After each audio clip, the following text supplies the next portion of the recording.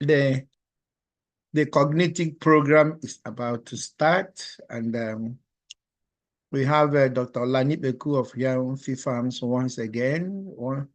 He said one good turn deserves another, and on that stretch, today is Dr. Olanepekun again to teach us and farmers. So this is a joint program for colleagues, veterinary doctors, and farmers. Yeah, the first line of defense is biosecurity. Any other one you're doing, treatment, vaccination is secondary, tertiary. But the primary role in disease prevention is biosecurity. Unfortunately, when we are studying veterinary medicine, this nomenclature narrative has not been really defined. We are calling it sanitation. It was 3 years or 2 years after my graduation, I started hearing biosecurity from Poultry International. I was subscribed to for the first time. And when I read it, I said, this is the same thing that telling us sanitation, cleaning, blah, blah. But today in our midst is Professor Usman Musa, a professor of poultry medicine. He's going to moderate today and moderate Olanepekun. If Abwese cannot be able to share, I will try to share. So that's the bottom line to it. And then as we proceed, but let's Professor Usman, let him introduce him to start. Okay. Thank you, Chief. Thank you also for creating this forum. Actually, it has been very, very beneficial to not only Nigerians, even our neighboring countries. I know people have been joining the programs, and the feedback we are getting from people that the programs we are airing or you are bringing up are actually very, very beneficial to Nigerian farmers, because the people we select are technocrat, people that had both academic and field experience. Today we are privileged, as you rightly said, to have one of our best in the industry, Dr. Olanepekun Abayomi. He works with the MP Farms Nigeria Limited in Ilomona, in Kwara State. Their company is not the first poultry company in Nigeria, but it's one of the most progressive companies as I know. Just before the start of this program, he's telling me, asking them whether they have gone for these shows. He's telling me, well, they are well known and other things. And I think it's true. Any farmer that was in contact with their company knows the value or the quality of their products. I'm not advertising for them anyway, but I'm just saying the background where the person came from. Dr. Olanepekun is a DVM, Doctor of Veterinary Medicine holder, and he works in various places. He's a graduate of Usman. He's a graduate of Usman Danfodio University, Sokoto, and he worked in several places before moving to EMP Farms in Kwara State. Today he's going to talk. Last time he talked about, I think, it is his heat stress. I thought, Doctor? Yes. No, not heat stress. Well, I can't remember, but he did excellently well that time. And this time around, he's going to tell us something about biosecurity protocols. We all know the importance of biosecurity protocols. Most of the time, almost 70% of challenges we are having in poultry farms as a result of poor biosecurity protocols that we have in our farms. So once we get biosecurity right, I'm sure you have gotten the business on the right footing. So I will now invite Dr. Olanepekun Abayomi Mukela of EMP Farms to share with us how to practice the biosecurity during our poultry management. So, Doctor, you have the floor now. You can start your presentation. Before that, I welcome also all those ones that are joining us and those ones that are about to join us. For now, we have up to 10 people. I'm sure more will join later. Being Saturday today, I know most people have many reasons, so go straight to the point and tell us all we want to hear about the biosecurity. Thank you. Thank you. Dr. Mukal. Yeah, thank you, sir. Good morning, everyone. And I welcome you all to another edition of Bluebird TV featuring biosecurity protocol in poultry management.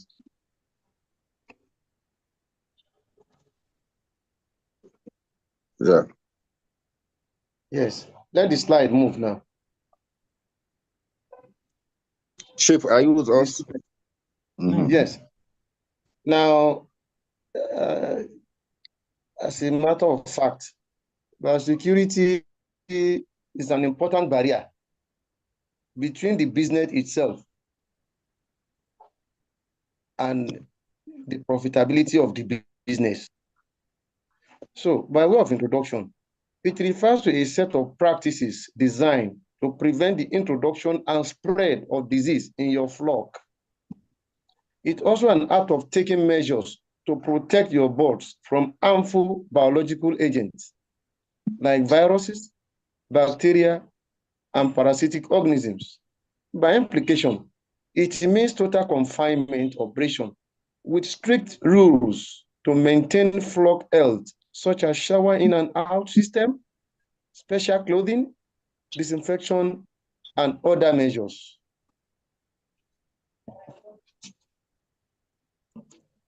Another slide.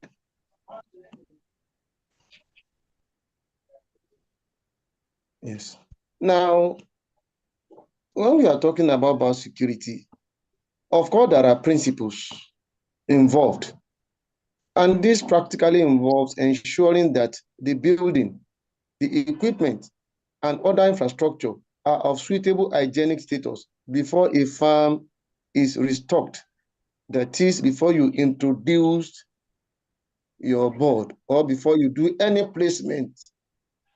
All waste must be disposed of in a suitable manner. By implication, you should have very good, waste disposal system.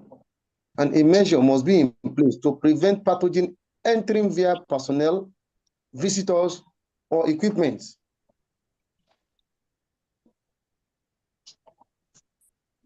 So before placement, these are the major components of biosecurity. Number one is isolation. Number two is traffic control. And thirdly, sanitation, which is the actual aspect we are about to handle. As a matter of fact, all the components go hand in hand. Yes. Another slide. Isolation refers to the confinement of animals within a controlled environment. For example, a poultry house will keep your birds in, also keep unwanted visitors out. Isolation also applies to the practice of separating your sick birds from the healthy ones to prevent from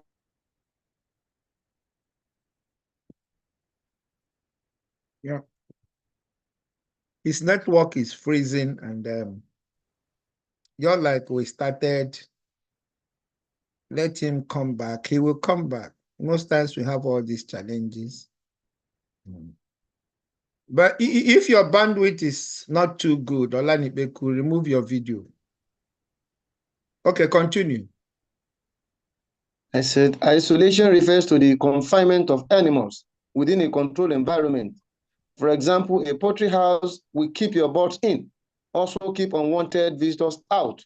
Isolation also applied to the practice of separating your sick birds from the healthy ones to prevent further spread of disease. It also involves separation of birds by age group because some diseases are age related. Yes. So, since the birds are age related, their separation is of importance so that there won't be cross-infection from adult to the young flock. Adopt the operational practice of all in, all out, and this allows time for periodic cleanup and disinfection. As a matter of fact, after cleaning, it keeps predators and rodents out when the flocks are properly secured in an enclosure by fencing. So that aspect of fencing is what we call structural biosecurity.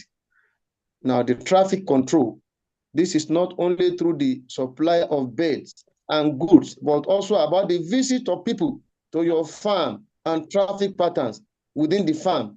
Restrict access to your farm and flock. Limit the number of people that come into contact with your beds.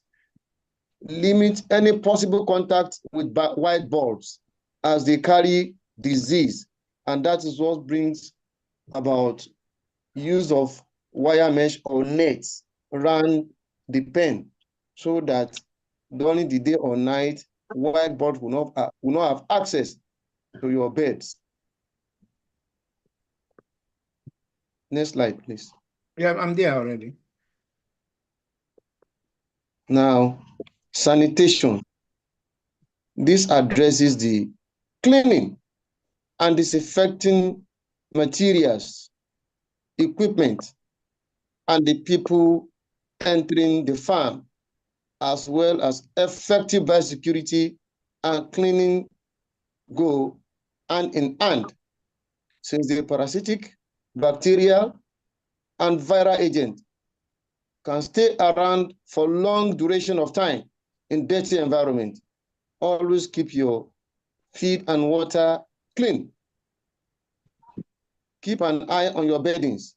This is because birds often consume things off the ground, which could result in ingesting harmful parasite, bacteria, or viruses that they have come from infected birds. Always remove wet beddings and replace it with fresh, dry beddings. And if possible, that is referring us to litter management.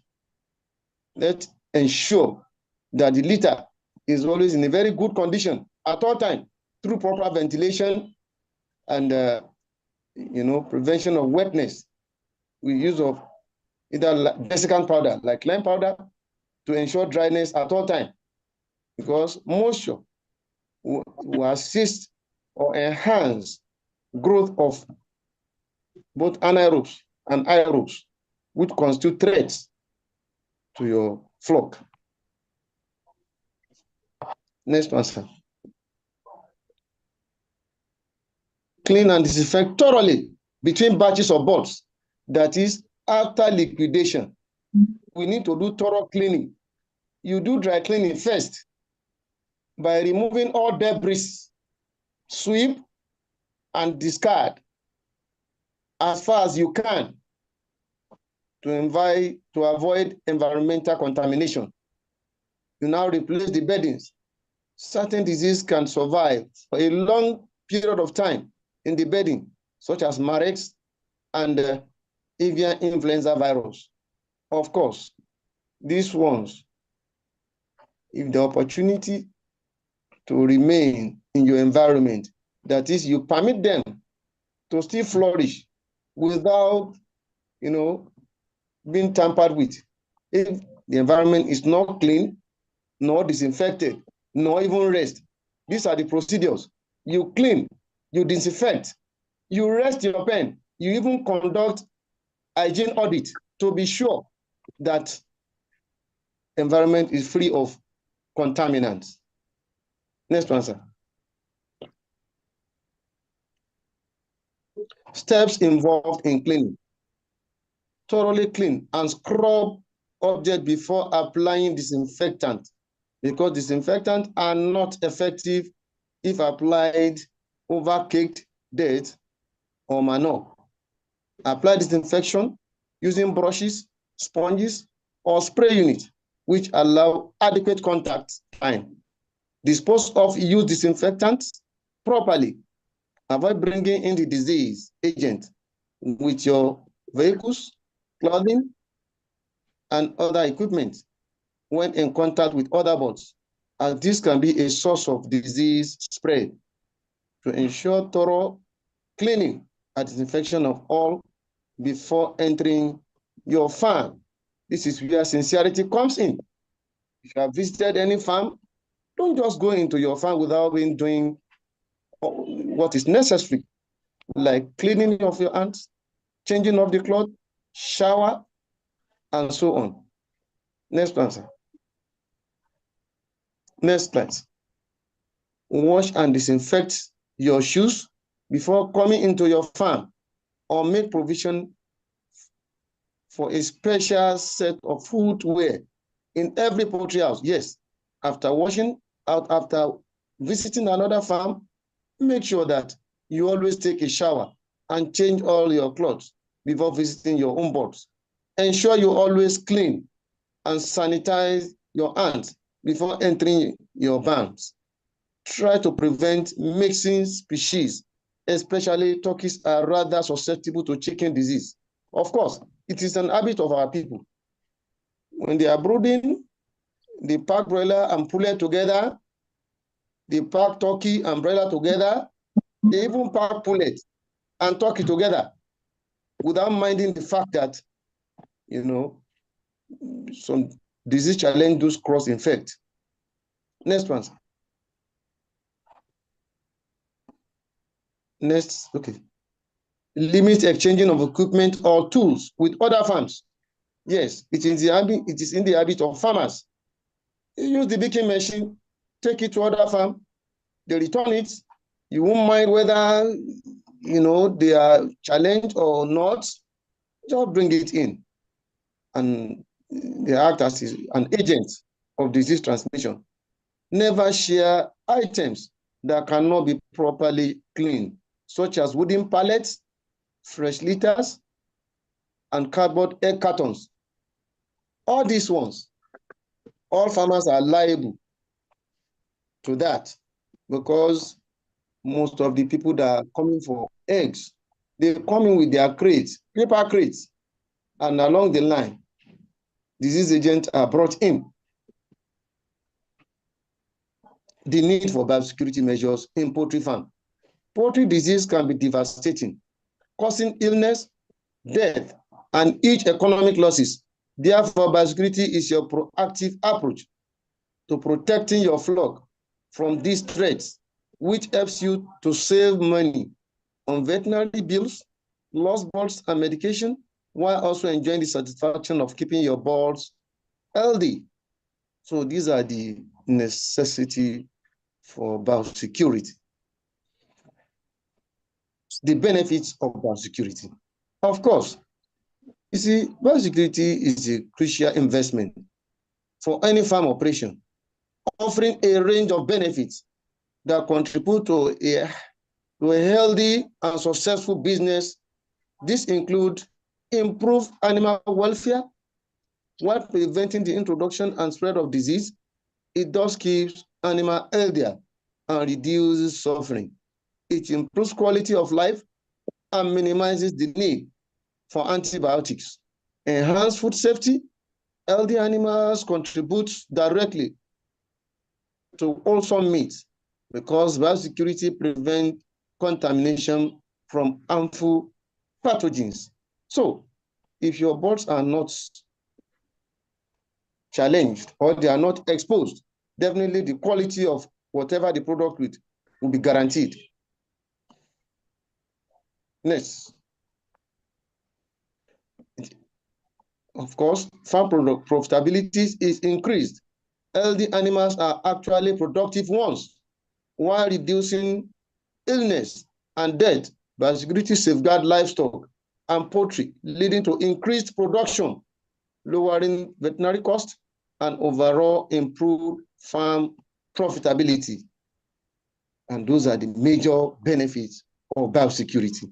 It also guarantees continuity of the existence of your farm. If you are not in any way, challenged, or there's no disease outbreak, definitely continuity of your farm is guaranteed. major biosecurity measures in poultry production. Planning. You develop a biosecurity plan tailored to your specific needs. Consider factors like flock size, location, and potential disease risk in your area. Train everyone involved. You educate everyone who comes into contact with your birds about biosecurity, about biosecurity protocols. This includes staff, family members, friends, and hired help. You create buffer zone.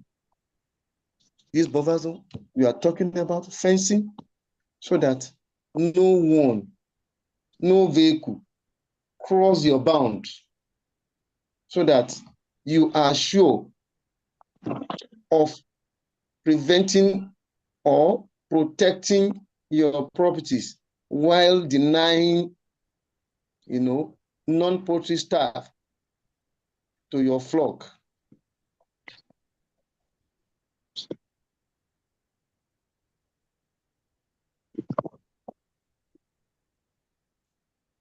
Another major is you implement pest control program to keep unwanted visitors away from your pen houses.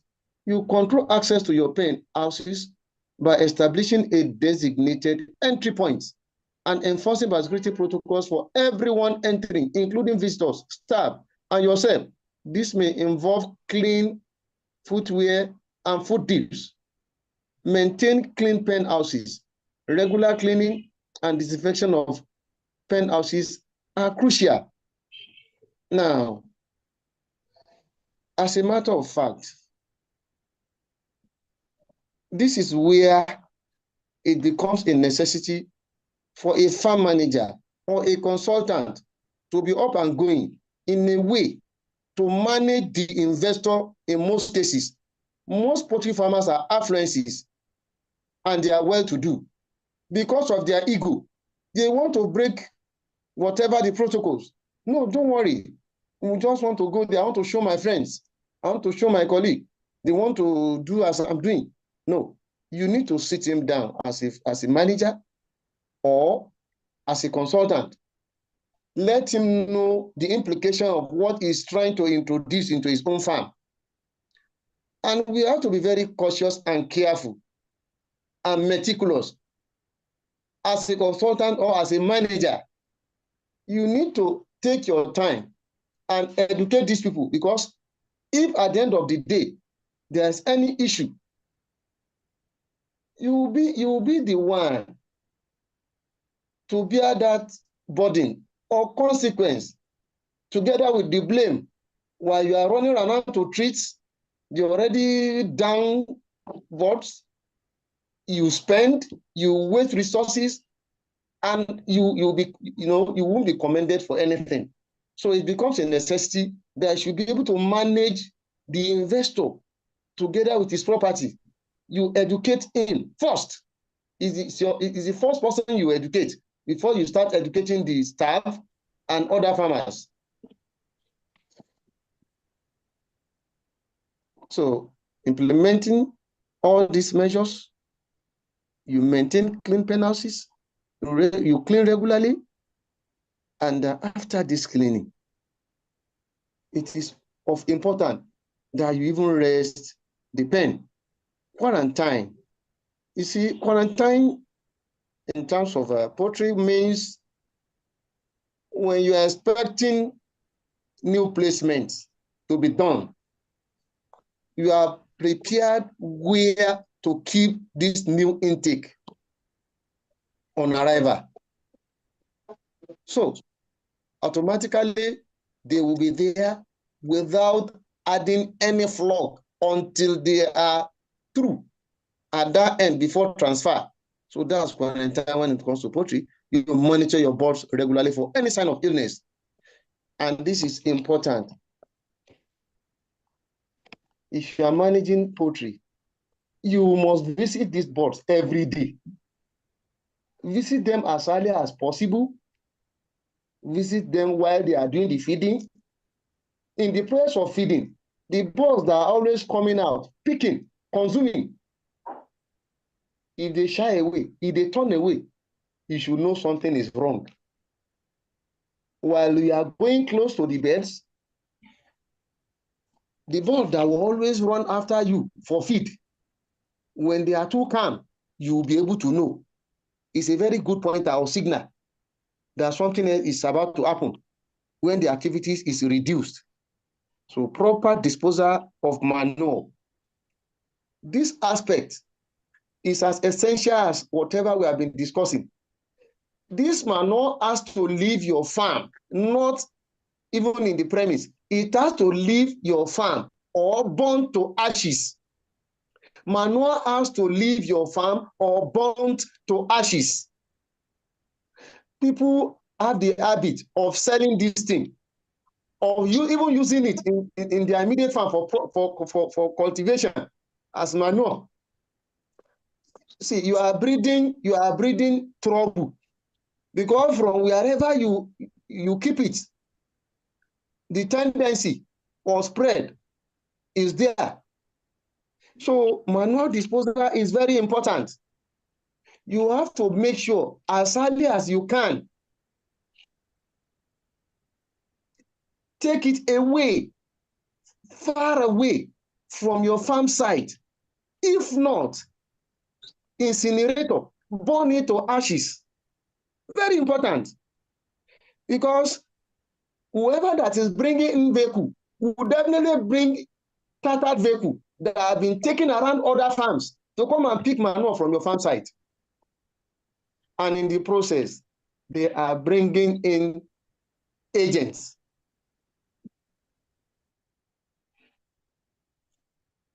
Maintain a specified standard distancing from pen to pen, from breeder farm to hatchery, and seclusion of administrative office to the main farm.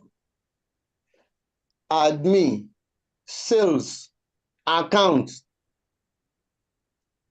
Location of the administrative block should be towards your entrance, far away. It can even be in town. Let somebody pay and come and show you the evidence of payment before taking anything.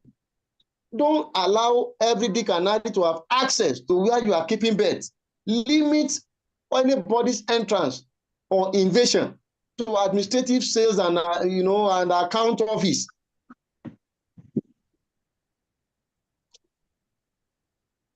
So, and I was saying pen to pen distancing, pen to pen. You need to maintain up to 40 feet interval from one pen to another. That is side by side, and from breeder farm to hatchery.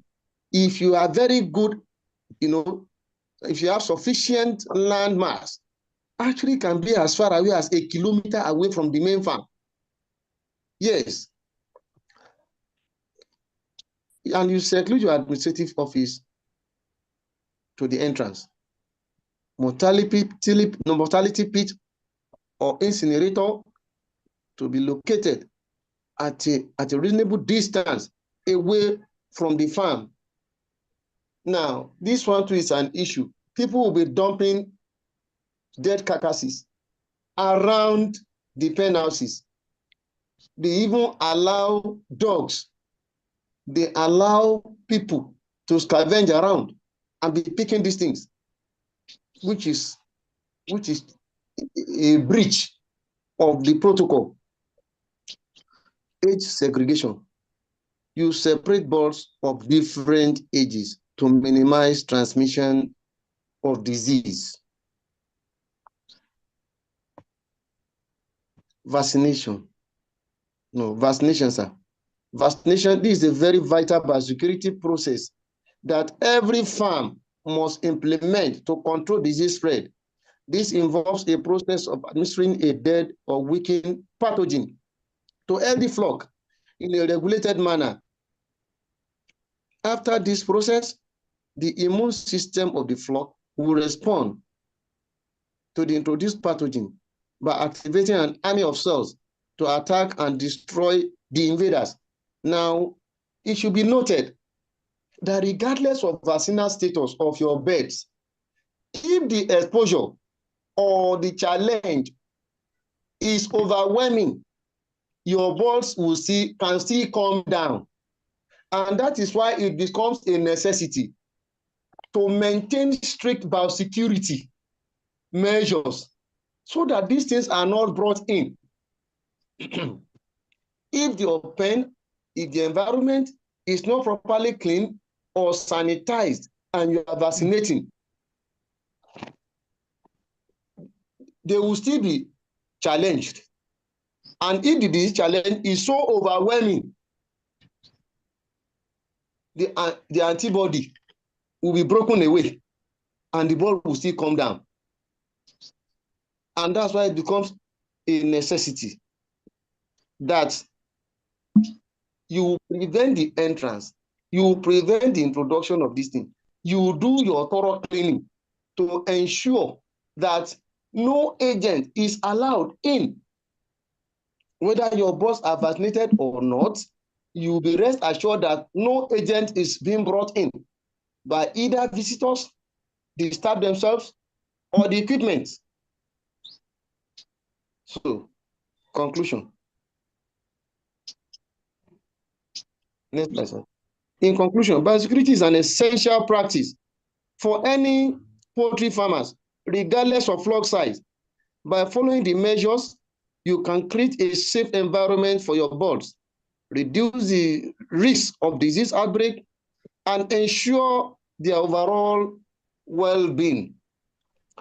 Now, from all the aforementioned, it will be noted, it can be inferred that biosecurity protocol is an important barrier, an integral aspect of poultry practice or even any livestock practice to ensure continuous survival of your farm and guarantee profitability. Thank you. Yeah. Thank you, Usman. Yes. Thank you, Dr. Olanepekun. Actually, you have summarized it all for us, and you have told us the very, very essential things to do. As you rightly said, biosecurity is an essential practice for any farmer to practice because it determines the profit and loss in your poultry establishment. No matter what we did in terms of vaccination, in terms of other investment, in terms of monetary investment, without biosecurity, that business is doomed to fail. So, and it's the most neglected part in poultry operation, especially for small-scale farmers. And because the areas they neglect, the investment is not much, and the poor biosecurity practice there will make them to close early or to die early. So it's a very, very important. He took us to various aspects of biosecurity, traffic control, sanitation, biosecurity, sanitation, traffic control, vaccinations, and other things. Especially when it comes to traffic, we find that mostly wild-based visitors are the culprit. As he rightly said, most people will come and especially the owners will not mind to break the biosecurity because they won't show up to their friends. Sometimes not even the owners themselves, their children and relations. They come and just as their fathers.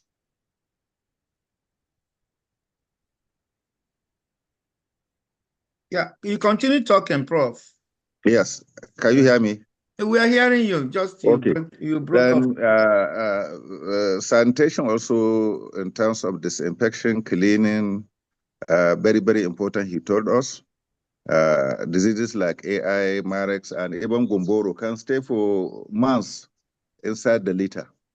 So if you don't take care of that, you find that you clean the inside of the house, for example, for litter management. You dump your litter around the poultry house.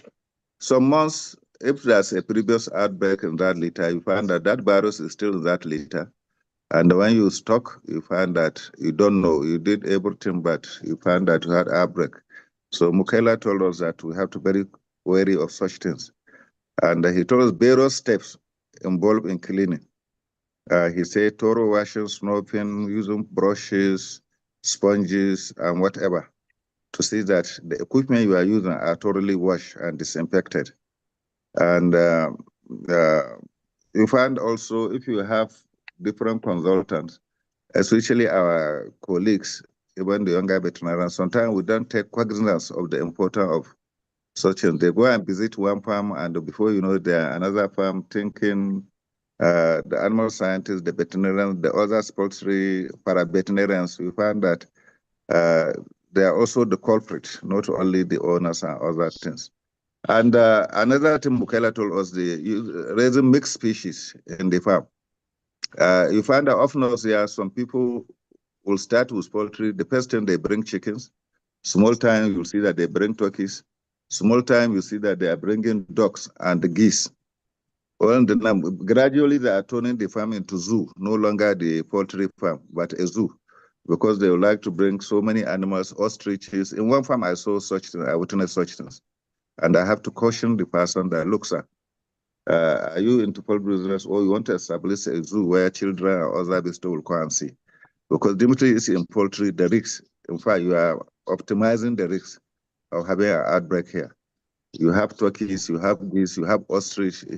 Before they don't even tell you their intention, before you know it, especially if they're big men, before you know it, they will just send you just see a car parking with 2 ostrich or 3 ostrich behind the body of the car. What happened? They say Alhaji sent it. And he went to one place, saw it, and just purchased it there without your knowledge. So such things are very dangerous and are things that we should try to avoid. Mukola also told us the equipment sometimes. We share equipment, especially the beakers, other wood pallets and wood shaving. Sometimes the beakers, they'll take it from one place to another. So it's very essential we buy your own equipment if possible. And if you cannot buy, make sure before the entire farm, as Mukaila told us, we have to thoroughly wash and disinfect those things. And he went ahead to tell us about the benefits of biosecurity. And he said that it's a very crucial investment. When you invest in biosecurity, you really have to make a very significant investment because it not only improve your profitability in terms of survival of the animals, it also taking cognizance of animal welfare, improve the quality of life of those birds you are keeping, and improve food safety. Because when the clean birds consumed by humans, we all know about what we are having now in terms of zoonotic diseases. So, but with good biosecurity, that one will definitely reduce it.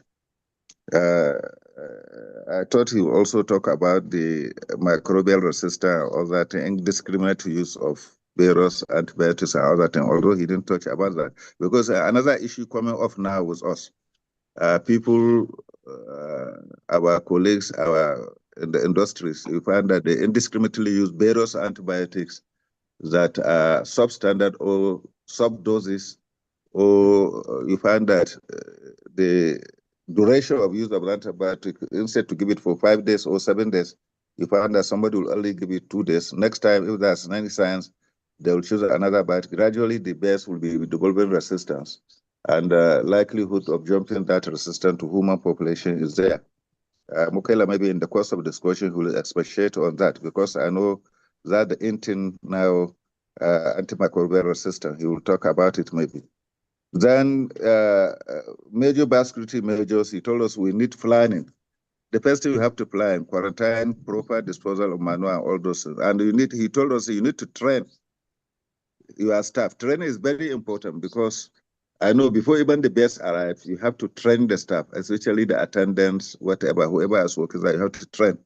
Because most of them, because the organism you don't see with your naked eyes, you don't see them with their naked eyes. They think there's no problem if you use their shoe, enter fan A, fan B, enter adult, enter the brooding section, enter hatchery. they'll think that nothing because they're organizing they don't see. So you have to train the implication of that, train your school, your staff. And he told us that we have to create a buffer zone and put storage, have to do the pest control program, and we have to control access to our farms. And the area I would like him also to talk, because he's talking about it, mortality using incinerator and distance from the farm location and other things. Mukela, I think in the course of discussion, you need to tell us the distance from house to house, or location of the incinerator, or mortality pit. Because often not here, you find that we have wind, harmattan, especially now during harmattan period. During harmattan period, the wind blow from one section to another. You place a brooding house, and your mortality pit is located where the wind flows there and other things. So I think in the course of discussion, he may be able to expatiate on that. And the burning of manure. And that one also, he told us that we need to burn it and or dispose it to a very good place.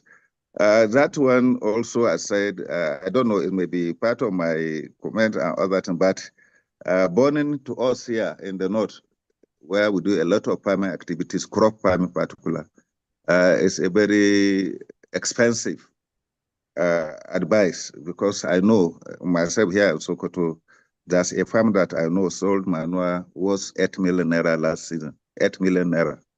And I know it's not small money.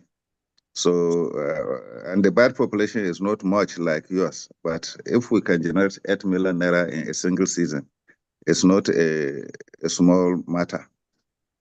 So Bono manure, that one. And if you look to Bono manure, I wonder how around Ibadan, Ilora, other things, especially the rains stay longer there than off not here. Even the diesel or whatever you're using to burn that manure is not an easy task, especially if the bears are on battery cages. You need, for them to burn, you need to really allow it to dry before you to burn it. And even that one is a risk. And if it dry, then what essence? You need to pack it immediately and sell. And I know there are many people looking for that manure from the north here. I was in animal care some years back, and I saw a lot of people, because they have these high-rise buildings, and the manure drop on the ground. And I met vehicles there in those years when late Dr. Abatu was there. I met vehicles there from the north packing that manure, and I'm sure they are bringing it up to the north here. So burning manure actually is very expensive advice for us here. Then distance between the farms. Also, I witnessed or I intervened in one of the programs. People, Nigeria especially, will do bandwagon business because somebody is doing it. Everybody want to do it. You establish a very big farm worth of 50,000 layers. As long as start making it, if somebody was 1,000 layer, he come and fence near your farm. And in fact, sometimes sharing the building to your farm and wanting to raise maybe 500 bears or 1,000 bears. And in fact, it went to Ibom Court, but we resolved that issue amicably. So it's people may like to know, to tell us how much distance do you need to locate between farms and other things. Of course, this is my land, this is your land. And that is, and if you look at it, the presenter, a lot of people now, because of this insecurity, they don't go far. They don't go, and in those days, people go far away from the town to establish poultry farms. But nowadays, because of fear of insecurity, everybody wants to where his comfort zone is and establish a farm. So that's an issue also we need to talk about it. The good thing he told us about vaccination, and I'm very happy when he mentioned that no matter how well vaccinated bears are, if the pathogens load is high, definitely there's bound to have outbreak. So some people misunderstood that when you vaccinate your bears, that means anything you can do, any nonsense, and the bears will be protected. No. That I'm happy that Mukela raised that issue. And in conclusion, he concluded by telling us biosecurity is essential practice for any farmer, and it's an important barrier to ensure success of the business. So this, I say thank you, and well presented, and We thank you for this sharing of this valuable knowledge to us. And thank you very much. I think I will say we'll start questions, comments, where necessary, or observations, if there's any from the members. Thank you, Chief. Yeah, thank you, Prof. Thank you very much. You helped to expand what he had said. But personally, as a marketer that visited many farms, both in the north and in the south, and these are my little observations. Where, number one, state governments decide to build farm settlements, poultry farm settlements, what they call farm settlements. And then Western Nigeria, when as their states are being splitted out, or your state has two, one at Iwo Oloba. No, one at not Iwo Oloba.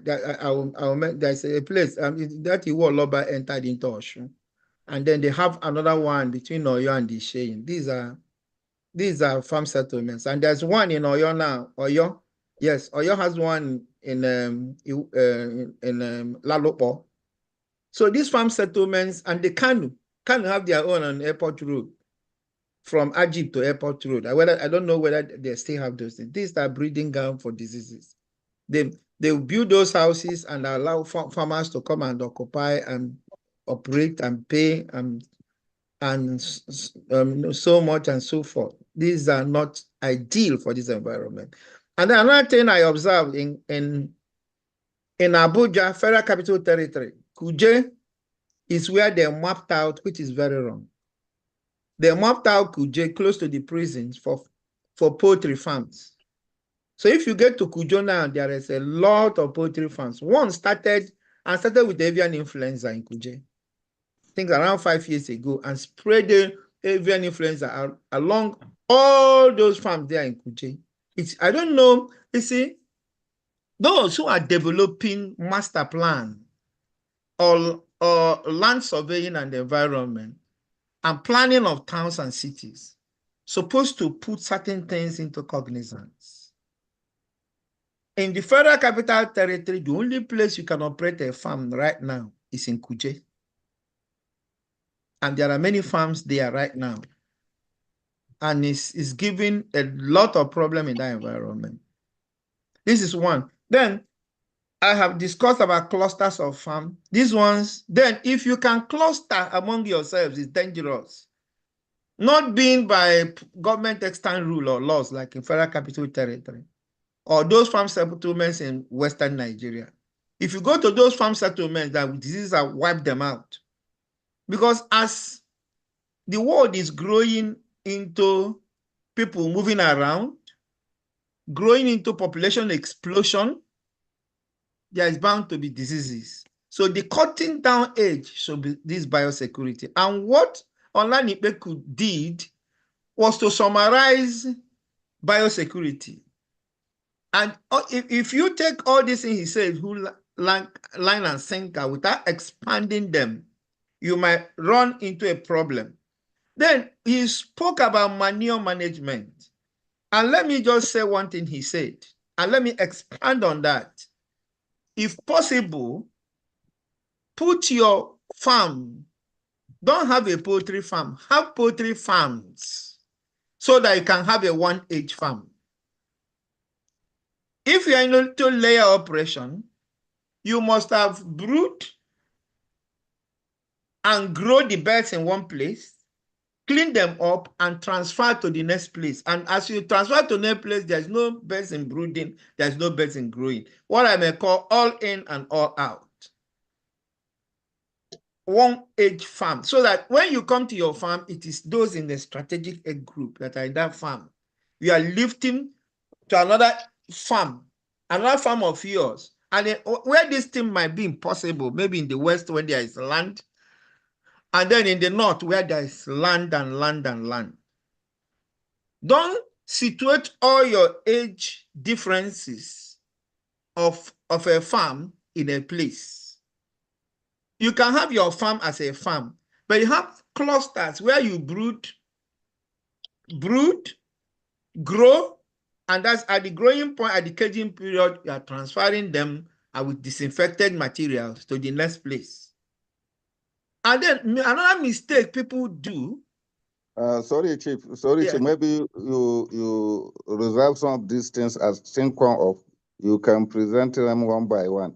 Where? For now, let us take questions. No, he mentioned one thing. He mentioned about movement of people. I'm not mistaken. Yeah. I'm not giving a lecture. I'm just trying to expand a little bit on his work. You are right. You are right. Yes. I'm not discussing biosecurity. Okay. If I'm talking biosecurity, I'll come from another angle. But I'm discussing what he said. Two things he said. This movement on people building poultry attendance houses inside the farm.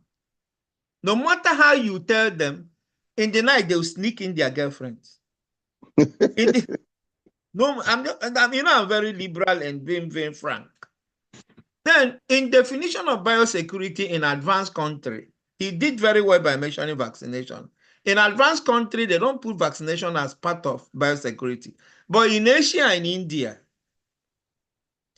and then in Africa, in Asia, India is included. In Africa, the subtropic and the tropic, vaccination is included. And we all know reasons, because in most advanced countries, they use the closed climate housing farms to deal with the issues. Those ones, diseases are easier to manage than open houses. Anyway, on this note, they will call for comments. Thank you very much. Yeah, thank you. So, question from the chat, Dr. Olanepekun, Olufunike Adebayo is asking questions that concerns about poultry owners' use of drug. Okay, something I raised. Question: poultry owners use drugs and self-medicine without the vet prescription. How can this be controlled? He's asking, how can you control poultry, issue of poultry owners using drugs and medication to medicate birds without veterinarian prescription? Mukela. Hello, on the chat there, if you read. Yeah, Mukela, is he still with us? Yeah, is he still with us? The presenter, please.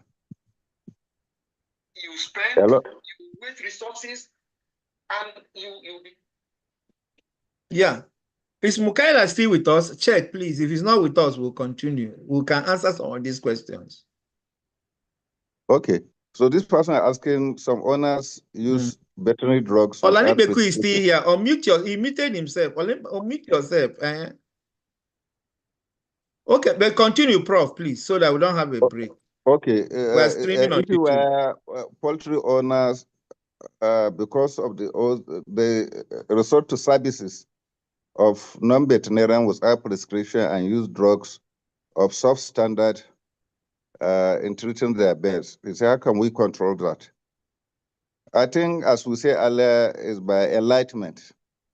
Enlightenment. You have to enlighten the owner the danger of practicing such things, use non-prescription drugs to treat his birds.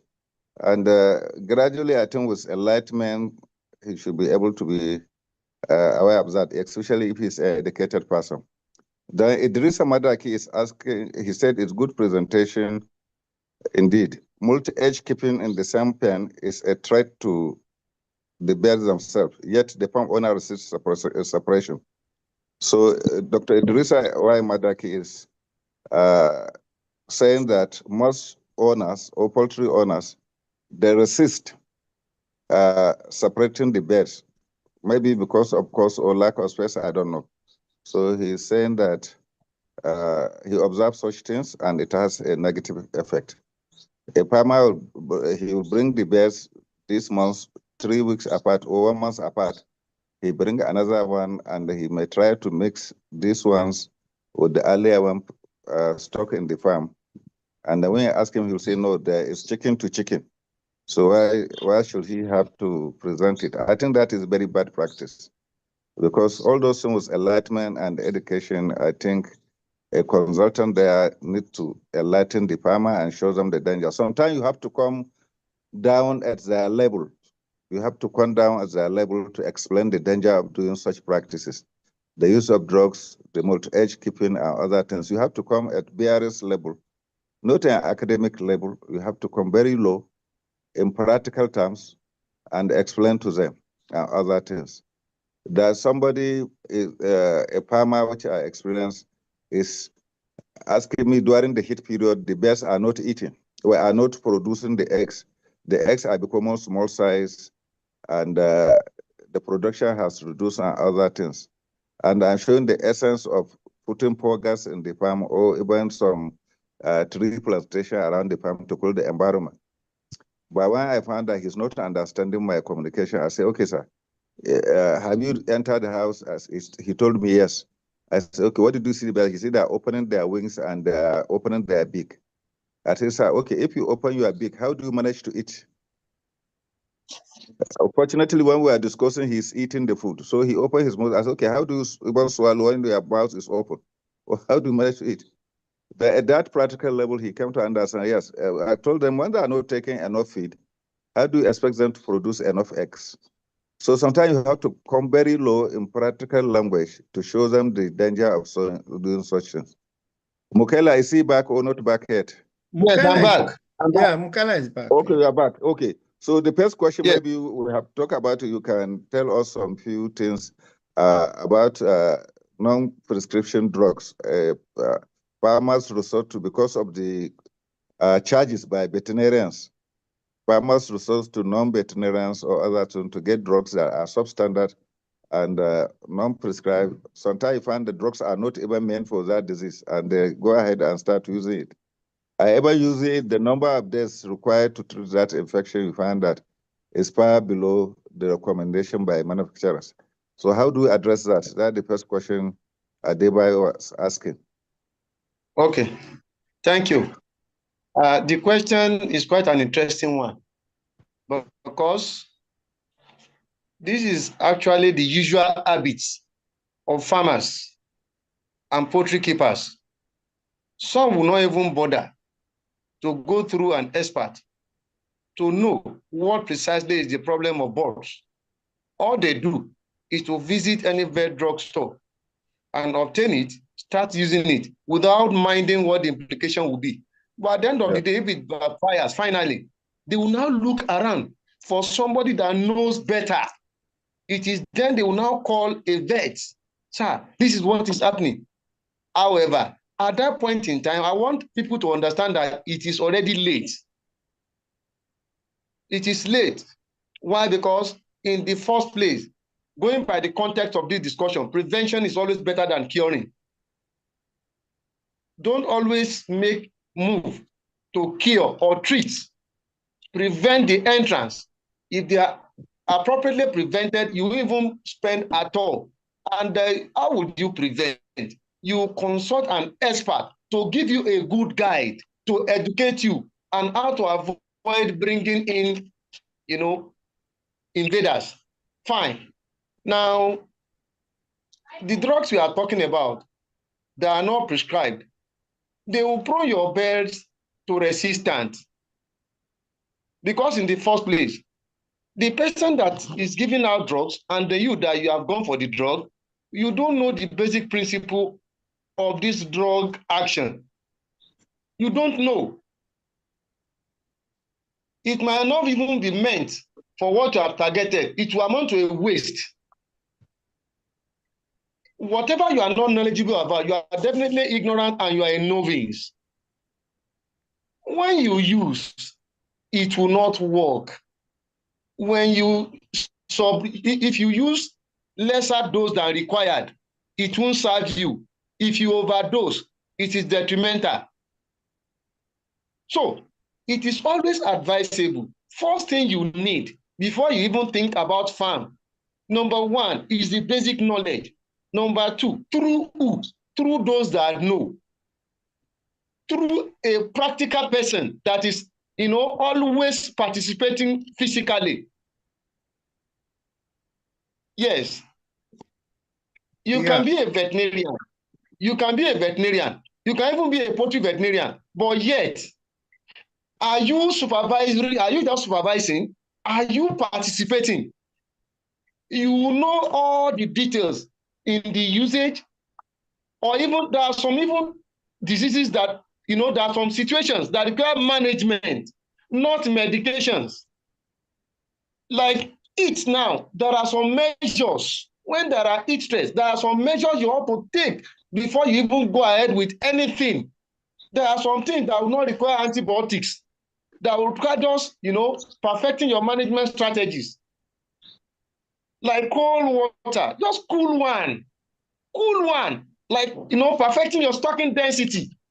All these things, you are safeguarding even the impact of heat stress first, before you now come down to the level of this vitamin C, sodium bicarb, and all these things.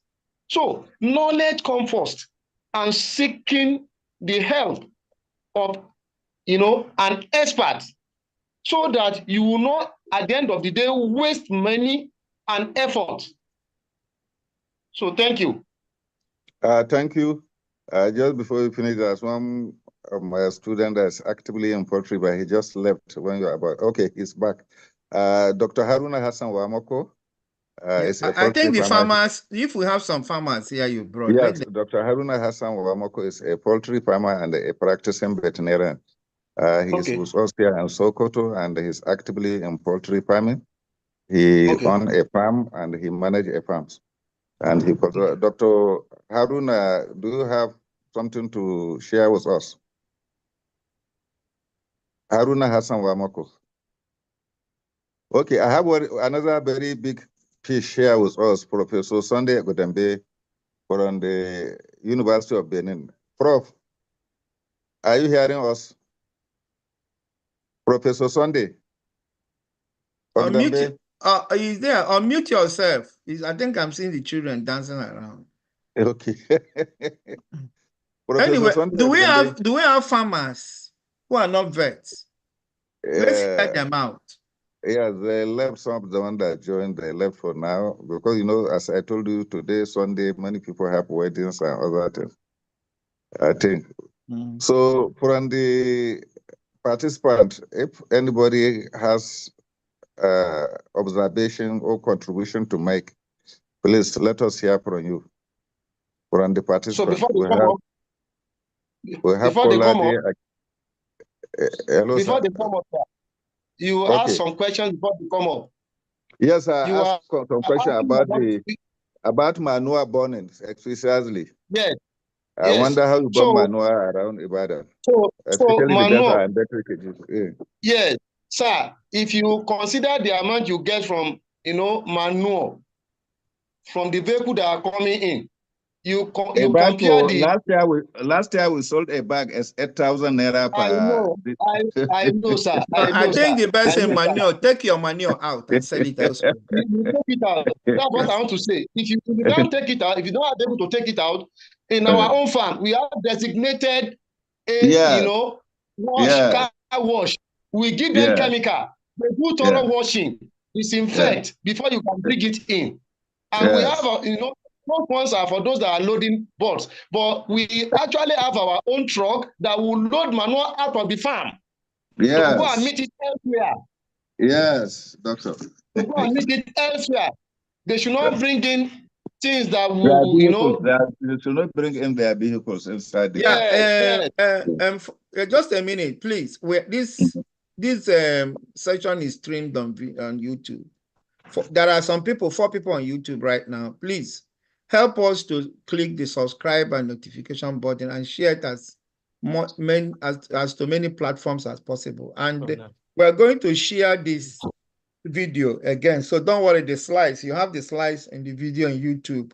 We'll share them in all the platforms. And most of you that brought farmers here, they should share it so that some of these details, some of them that left, and some of these details will be sold to them free of charge. But as they are watching as I'm speaking, let them be clicking our subscribe button so that to give you more elastic extension to other platforms. In one word, So, So we are still talking about manure burning. yes. You don't burn manure, you sell manure. You don't burn manure. Manure is money. You sell it, It's but don't money sell it in actually. the The farm. issue of burning is money now, and especially in the north here, it's a Let very big the money. vehicles not come in. Yeah. Send it with your disinfected vehicle. Sometime now it can, what I calculated, it can be up to 25% of profit you are generating air from the investment.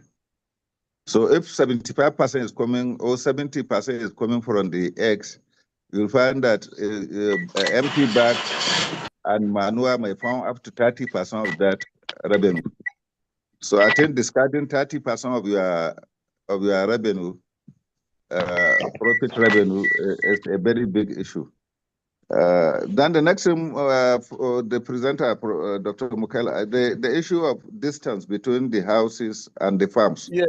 And even Yes. the chief himself, the host told us about the cluster farms and other things. Because if you look at Yes. it, if you are asking to pack manure and go and throw it, where do you throw it now? Because I told you the issue of insecurity, you don't take it very far away where the farm, the land is not for somebody. And you can't come to my land unsolicited and start dumping something there. And you can't dump it by roadside also. So I think the best practical way is to, except if we are polluting it, like I saw in some places, animal care, I saw them sometimes they flush it with the water and it drain along the channel. But now if you are packing the litter, where do you dump it? Because they are waiting for it already. Where you dump it, sir. They are waiting for it already. Those that are buying it, they are waiting already to pick it up straight away. Yes, that's what I say. Yes, exactly. Yes, you are right. So the distance between they do not bring in their own vehicle. Yes. Because they won't be sincere to clean the vehicle before bringing it in. So just they will offload and just take off from there. That is very good, doctor. Then so distance, yes, distance, sir. Distance, sir. Pen to pen, that even of the same age group is 40 feet interval from pen to pen. But from rearing to brooding pen is about 100 feet away from brooding to rearing. So that's because chicks are vulnerable. Yes. So after the balls are done, about 7-8 weeks, they will be transferred, to the rearing pen, and that distance of 100 feet is maintained. Yes. It's maintained. To me, if you have land, have your breeding and growing elsewhere and bring them elsewhere under strict biosecurity. That's to me. Yes, to me. You do all in, all out for brood grow, for brood grow and laying. That's the thing. So as your laying is cycling out, you're bringing the another batch. You have thoroughly disinfected 1 month, thoroughly disinfected. And one thing I want to say about manure management, and that's all in all out. Manure is a bioenvironment for those bacteria. Sunday, can you hear us now? Yeah. Professor Sunday Agudambe. Professor Gedembe, you can talk to us, please. Haruna also is not talking. We have 2 people that will talk to us. Chikera and Idumadaki. They will talk to us later. Please, let's give them a chance to talk to us. Hello, Professor. Yes. Yes. Yes. Who's on the line? Yes, it's me, Dr. Amakosa. Okay. Go ahead. Yes, Go ahead. Good morning, all of you, sir. Good morning. Morning. Good morning. Actually, I've been following the lectures, even though we are having network glitch over here, but I am still catching up. And the lectures are very insightful and timely, looking at the season we are in. From the north, we are toward the Harmattan season, or we are already in the Harmattan season. This is the season you have so many outbreaks. So this lecture is actually timely.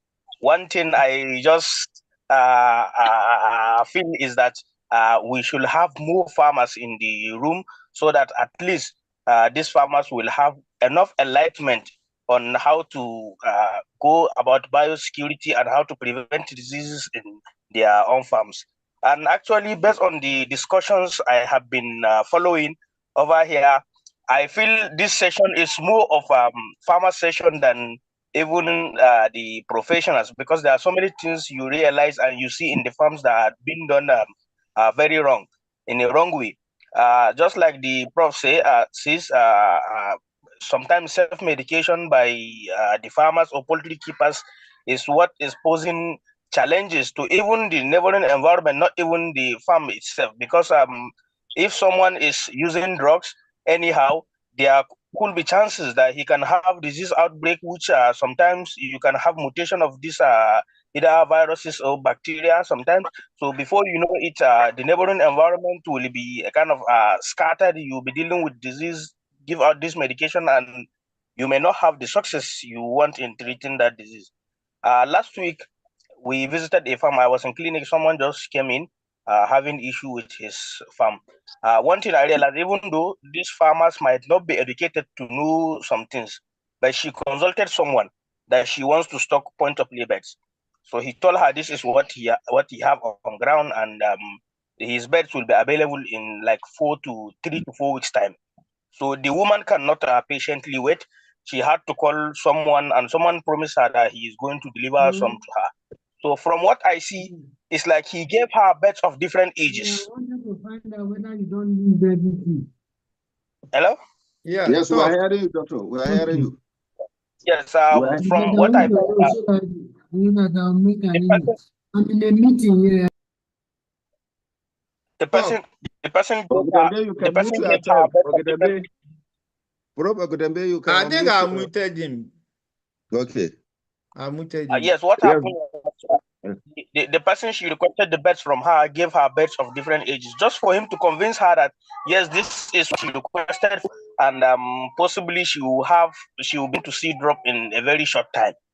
So looking at the beds, because the beds were just looking like 13 weeks beds, and he mix up of some beds. If you look at those beds, phenotypically, you know that these beds are actually not young beds, they are older beds. Just for him to convince her that yes, these beds will start laying soon.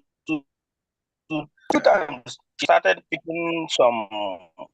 Let me take you on. Let me take you on there. Olanepekun spoke about flock uniformity some time ago. It might be best of the same age, but irregular management, whereby there was no flock, whereby there is no flock uniformity. Some birds are supposed to be 18 weeks, we are wearing 13 weeks. That's what he discussed about targeted weight at targeted time, because these flocks are of the same genetic potential. What differs them is that they don't have enough feeders, drinkers, or whatever. So some of them were exposed to better environment to some elders, and some grow, the sharpshooters grow more than the other ones. It is flock management, not birds of no, about sorry, Chief. What the doctor was saying, it really happened around us here.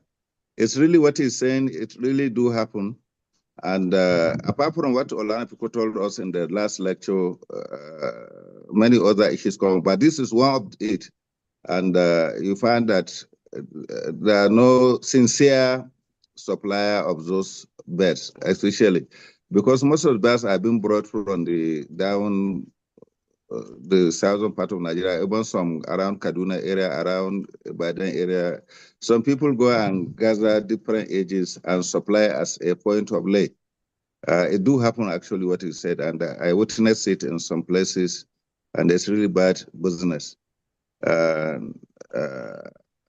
think farmers should try to get the expert to tell them, oh, before you order for your beds, you have to tell the person, you need the one close to uniformity, that anything short of that will not accept it. Yeah. Unfortunately, before you pay for that age, there's a target weight for every age. Yes, you know, but Chief, what I would like you to know that if you ask Olan, the presenter, he will also tell you it do happen. Before you buy any beds, you have to pay in full. And by the time it is supplied to you, imagine the beds that are transported from Ibadan to Sokoto. All of a sudden, you find that they have different ages or different management system. What do you do? No, when I was buying points of lay, wait. When I was buying point of lay from farm support and Yes. and animal care. I always tell them this is the target weight. You know, most times they will lose 100 grams in transit. In transit. In transit. This is the target weight I want.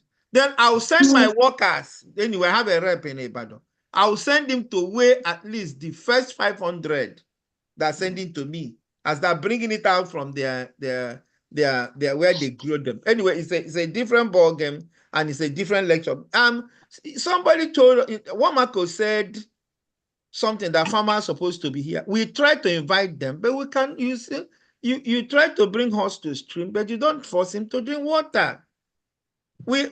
Chief, as indicated in the chat, somebody suggested that in any program, poultry program, there should be a component of biosecurity. I'm sure Mukaila will take back to his company that in any program they are doing, they should try to find a portion to talk about biosecurity, because no matter what you did, and uniformity, okay, everything, okay.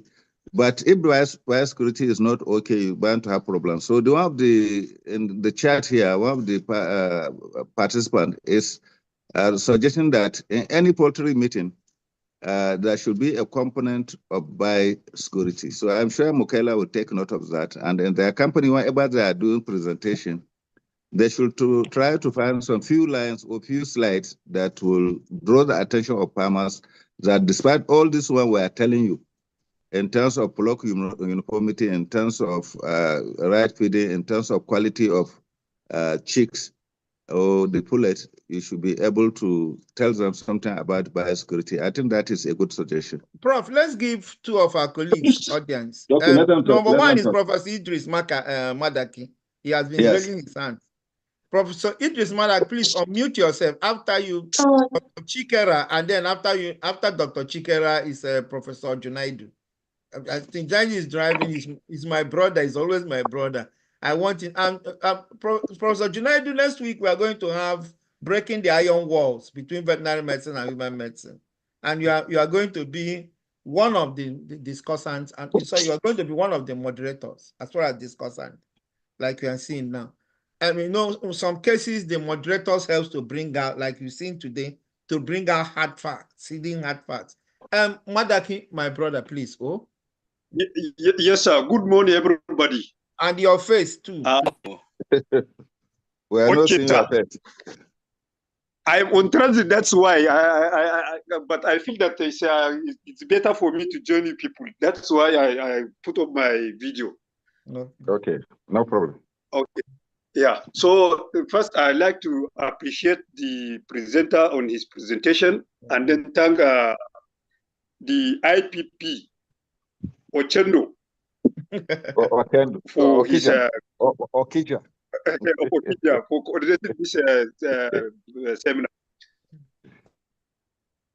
My comment, as I said in the chat section, a consultant or any person, farm manager that is managing any poultry farm, need to affirm his position and authority. Otherwise, these farmers are very, very much smarter than the way we are thinking of them. I mentioned they it. Always target at their profit. They always target their profit making than doing the right thing. So there is need for further seminar and presentation on how to motivate those that are managing farms to be rest assured of what the challenges they are about to face. Two, the farmers themselves need to be aware that the professional or the person in charge of their farm is doing the right thing for them so that they will benefit in the long run. The immediate benefit they are driving is just a short term, and it may lead to crippling the whole farm business for them. So that point needs to be emphasized for them. Secondly, the issue of using drugs without professional prescription. Yes, as we are having discussion, they too, the farmers have their own discussion. And the one thing that they used to forget is one man's food is another man's poison. If Mr. A succeeded in doing this thing, getting his own result, your own beds must be at different production level so the same drug will not work for them at different level. So they need to be enlightened on that aspect too, so that they will now be recognized and utilize the advice given to them by the professional. Poultry manure, as Professor Usman said, is a good source of income to the farmers, especially now that people are going back to farm.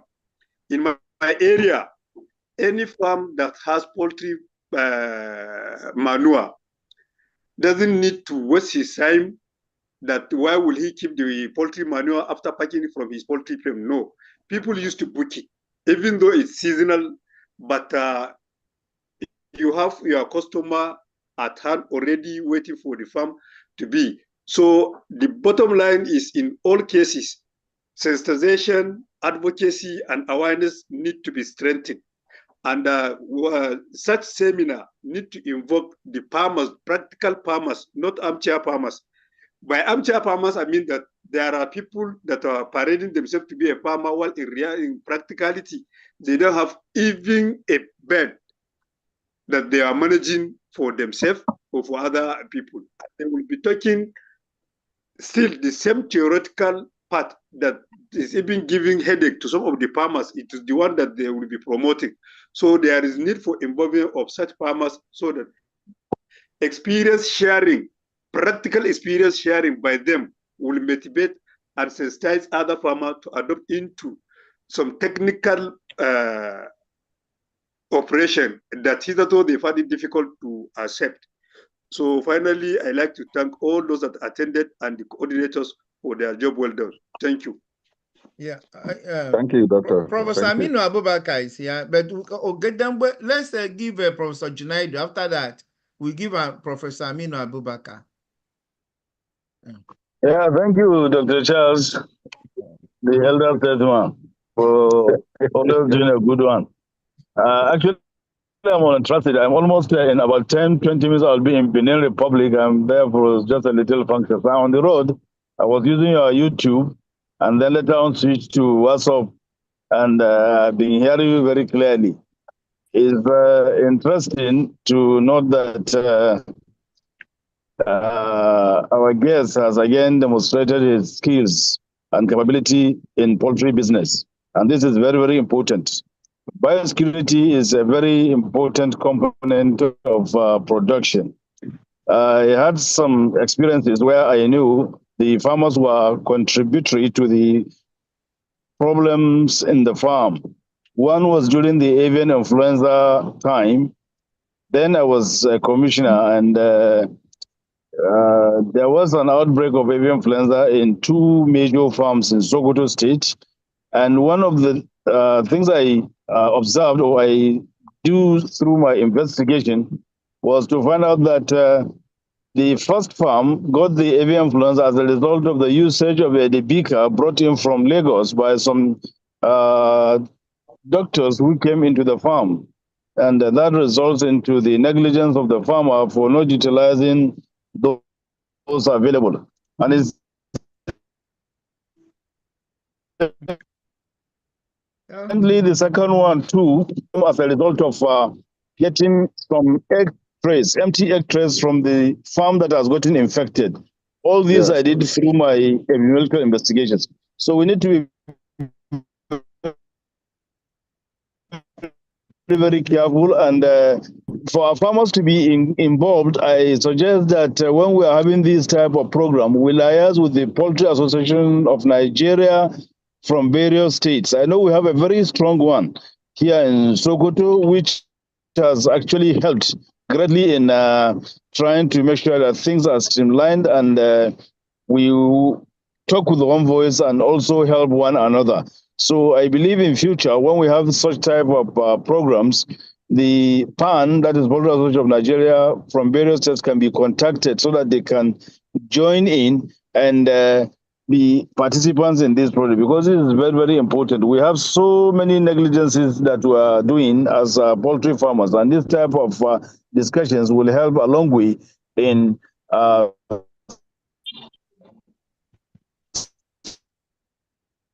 Thank you, Prof. I think the network, It Yeah, is getting thank bad. you. Yes. Thank you very Thank much. you. Thank you. Thank Thank you. Wish you journey masses. Wish you well Thank you. masses. Thank you. And I'm I'm in your sure place. you are together with your passport because you look like Benin people. Anyway, Don't well, worry.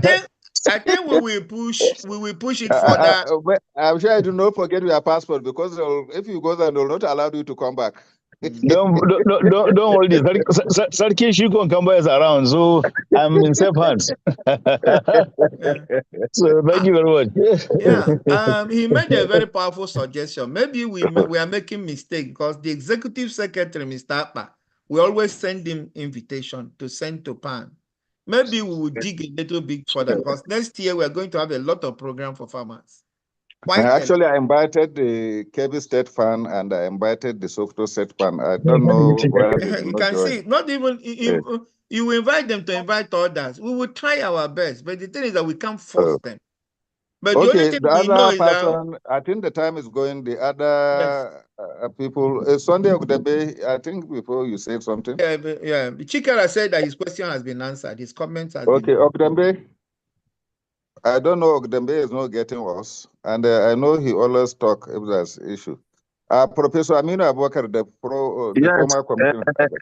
Good morning, my able brother. And it's unfortunate I have just forgotten about the whole issue yesterday. I saw your invitation, and I put a reminder, but unfortunately I slept up.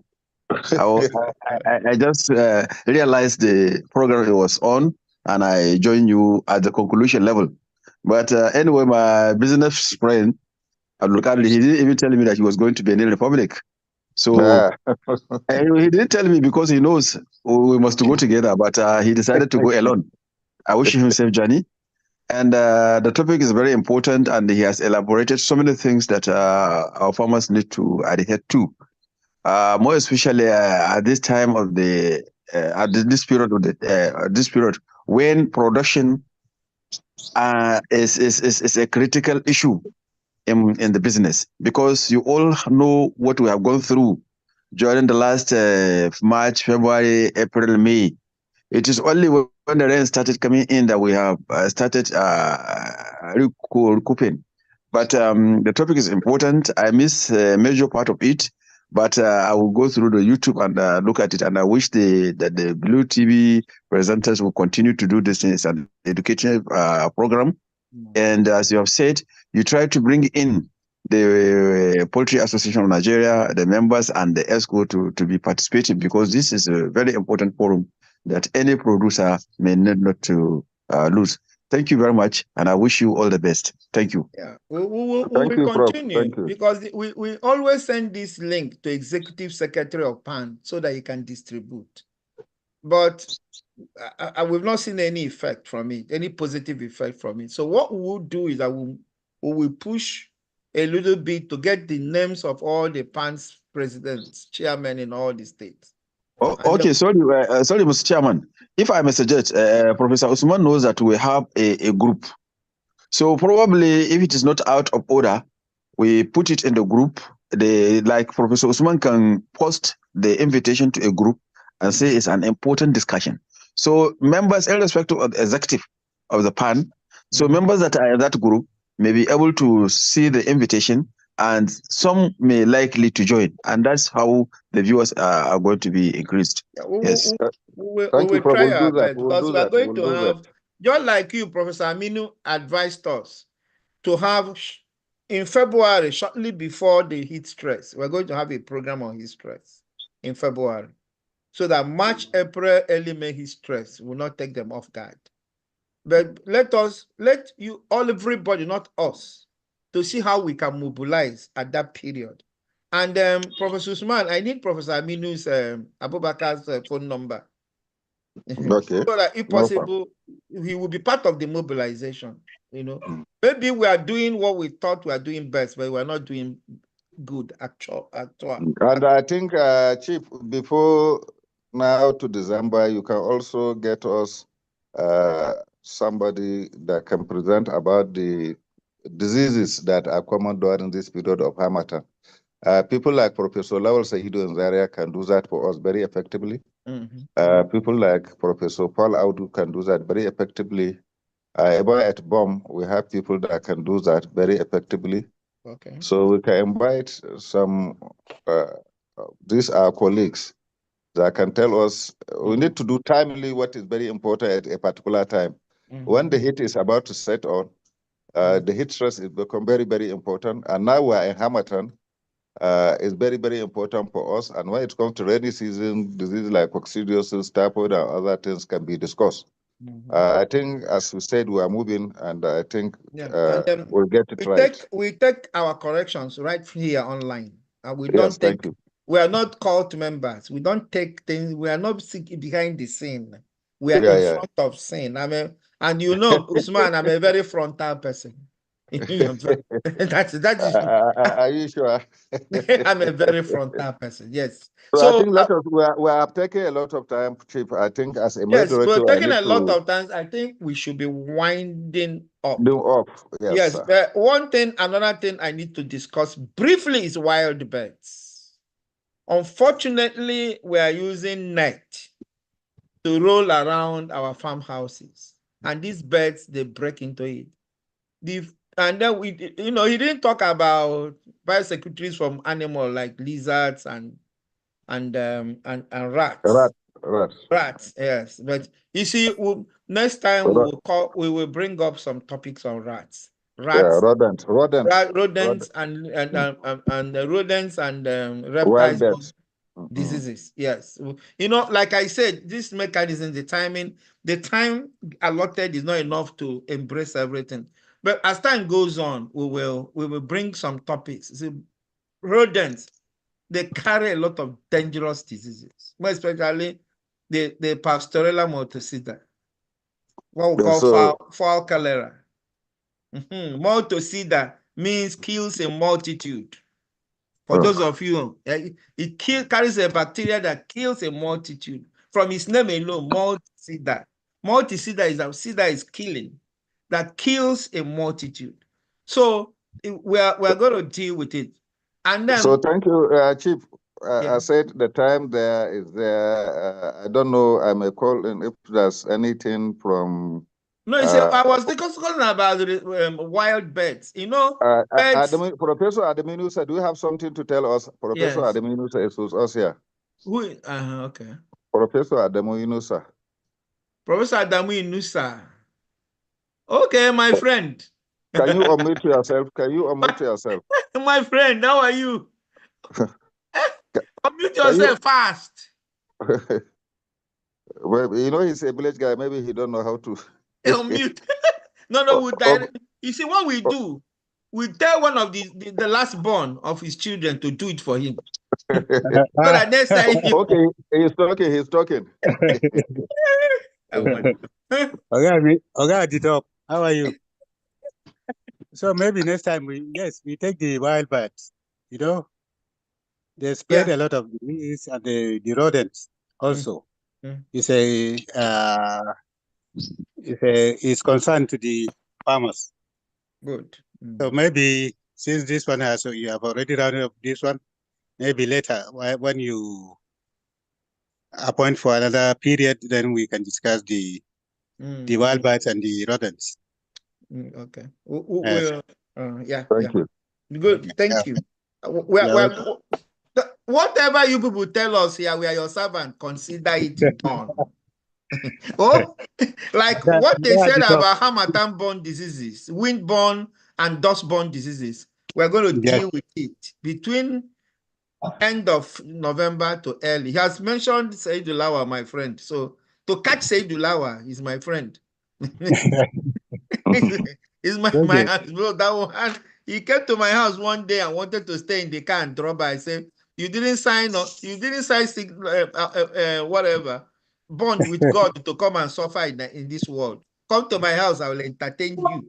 So when he came back, people are leaving, and if there's no much yes, I think I wanted to see the face of my friend, Professor Ogdembe, but he didn't talk.